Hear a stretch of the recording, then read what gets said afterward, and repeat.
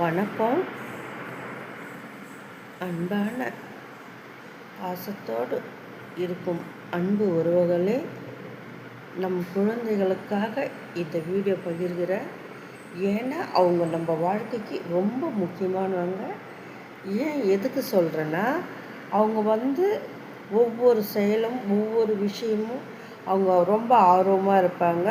ஆனால் எங்கே போகணும், எங்கே போகக்கூடாது, எங்கே விளையாடணும், எங்கே விளையாடக்கூடாது அப்படின்னு சொல்கிறது நம்மளுடைய வேலையும் நம்மளுடைய பொறுப்புமாக இருக்கிறது.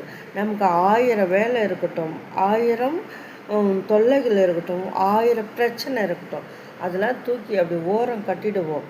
ஆனால் ஒரு விஷயம், நம்ம குழந்த மேலே முழு கவனமும் நமக்கு இருக்கணும். அப்படி இருந்தால் மட்டும்தான் அந்த குழந்தைங்கள நம்ம கையோடு பத்திரமாக பார்த்துக்க முடியும். பக்கத்து வீட்டு தான் விளையாடுறான், எதிர் வீட்டை தான் விளையாடுறான், ரோட்டில் தான் விளையாடுறான், பக்கத்தில் இருக்கான், அந்த அக்கா எடுத்துன்னு போய்க்குது, தங்கச்சி எடுத்துன்னு போய்க்குது, அந்த பாப்பா பார்த்துக்குது, அப்படி சொல்லாதீங்க. அந்த குழந்தைக்கு எந்த ஒரு சேஃப்டியுமே இல்லை. இது எனக்கு தெரிஞ்ச உண்மை. நான் எத்தனையோ விஷயங்களை இதெல்லாம் நான் அறிஞ்சிருக்கிறேன், தெரிஞ்சிருக்கிறேன், ஃபாலோ பண்ணியிருக்கேன். அதனால தான் நான் வீடியோவாக பகிரணும்னு நினைக்கிறேன். இந்த காலகட்டம் 1 வயசு குழந்தைலேருந்து 70 வயசு மூதாட்டி வரைக்கும் அவங்களுக்கு எந்த ஒரு பாதுகாப்புமே இல்லை. கூட இருக்கிறவங்களுக்கு நமக்கு தொல்லை கொடுக்குறவங்களாக தான் இருப்பாங்க. அதை உணராமல் தெரியாமல் நம்ம இருப்போம். அதனால் நம்ம குழந்தைங்கள நம்ம கண்ணுக்குள்ளே வச்சு பார்த்துக்குவோம்.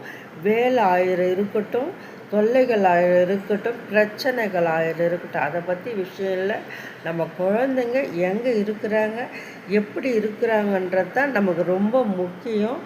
அதை மறந்துடாதீங்க. அக்கா வீட்டுக்கு அனுப்பிச்சேன், சித்தி வீட்டுக்கு அனுப்பிச்சேன், பெரியம்மா வீட்டுக்கு அனுப்பிச்சேன் அப்படின்னு கதை சொல்லாதீங்க. ஏன்னா அக்கா, பெரியம்மா, சித்தி நமக்கு துரோகம் செய்ய மாட்டாங்க. ஆனால் அங்கே பக்கம் சூழலில் இருக்கிறவங்க, இதனால் இந்த குட்டி வந்துக்குது, இந்த பொண்ணு வந்துக்குது, அவங்க பார்வைகள், எண்ணங்கள், செயல்கள் எதுவுமே சரி இருக்காது. அந்த அக்காவுக்கு தங்கச்சிக்கெலாம் தெரியாது.